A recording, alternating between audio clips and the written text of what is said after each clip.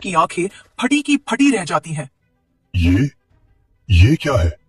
हैरानी से बोल पड़ा। मटन का पेड़? ऐसा चमत्कार तो मैंने आज तक नहीं देखा। ये तो बस कहानियों में सुना था। हकीकत में भी ऐसा हो सकता है? मुझे यकीन नहीं हो रहा।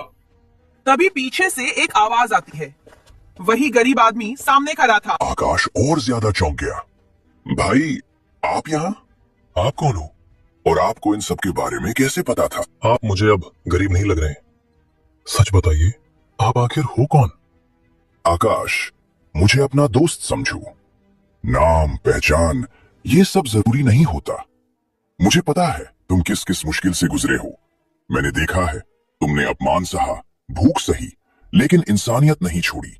इसीलिए मुझे तुम्हारी मदद करनी थी।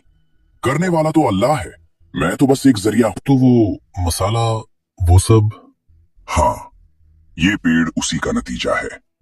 अब तुम्हें यहां से जितना भी मटन चाहिए हो ले जा सकते हो, लेकिन एक शर्त है। कौन सी शर्त? इस मटन को बेचने के लिए नहीं, गरीबों को खिलाने के लिए, उनकी सेहत ठीक करने के लिए।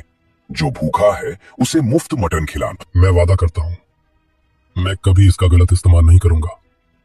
मैं उन लोगों की मदद करूंगा जिनकी कोई मदद नहीं करता। आपका बहुत बहुत धन्यवाद साहब। आपने मेरी ही नहीं, मेरी दादी की जिंदगी भी बचा ली। आज आपने मेरी पूरी जिंदगी पलट दी। अब मैं भी गरीबों की मदद करूंगा जैसे आपने मेरी की। आकाश ने पेड़ से थोड़ा सा मटन उतारा, सम्मान से उसे संभाला और मन में एक नई उम्मीद लिए अपने घर की ओर चल पड़ा। अरे आकाश, इतना सारा मटन? बेटा तू ये सब कहां से लेकर आ गया? दादी, जब मैं जंगल गया था ना, तो वही गरीब इंसान फिर से मुझे मिला। दादी, वो कोई साधारण इंसान नहीं था। उसने मुझसे कहा कि अब मुझे गरीबों की मदद करनी है। उसने कहा कि मुझे सबको मुफ्त मटन खिलाना चाहिए। जो भूखे हैं, जो ठंड से कांप रहे हैं, सबकी मदद करनी है। अरे बेटा, ये तो बहुत ही अच्छी बात है। जिसके पास देने का मन होता है, भगवान उसे और देता है। देख आकाश, इस कंपकपाती ठंड में गांव के लोग कितनी परेशानी में होंगे। किसी के पास आग नहीं, किसी के पास खाने को ठीक से नहीं। तू ऐसा कर बेटा, एक छोटा सा ठेला ले ले और पूरे गांव को फ्री मटन खिला। इस ठंड में उनके जिस्म में थोड़ी गर्मी आ जाएगी। दादी, आपने बिल्कुल सही कहा। अब मैं यही करूंगा। मैं किसी से पैसे नहीं लूंगा, बस जो भूखा होगा उसे खाना दूंगा। बेटा, आज मुझे तुझ पर बहुत गर्व हो रहा है। भगवान ने तुझे बड़ा दिल दिया है। दादी, आज तक मैंने सिर्फ दुख देखा है।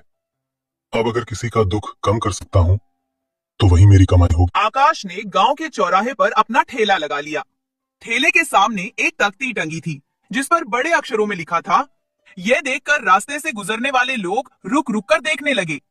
एक आदमी पास आकर बोला,